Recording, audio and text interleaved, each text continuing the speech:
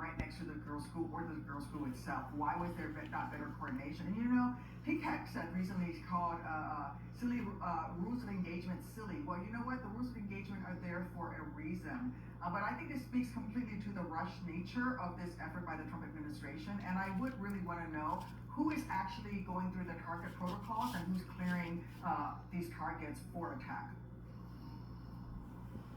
Yeah, I know there's been a lot of questions about, how the list was compiled and how much, what human beings were checking of the list. And I know there are so many questions to be answered there.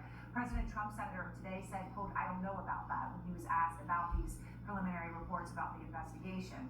And he obviously has declared victory as well. But are you worried about retaliation in this case and specifically retaliation on American soil? Well, I think Donald Trump has made Americans less safe by attacking Iran. I don't think that there was a justifiable reason for this. And frankly, we've already lost service members, and I would expect that we're going to lose more.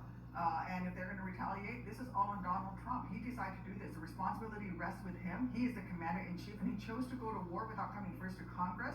And you can see how haphazardly they're conducting this war. They seem to be surprised that the war is spreading. Why would you be surprised? Anybody, basic military intelligence would tell you that immediately an attack like this would draw in our allies, would put Americans in the region in greater danger.